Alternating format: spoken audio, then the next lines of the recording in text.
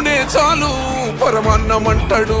ఏ స్వార్థం లేదు, అన్యాయం రాదు, సామాన్యుల తోడై ఉండే నాయకుడు. కర్షకుల కష్టం తీరా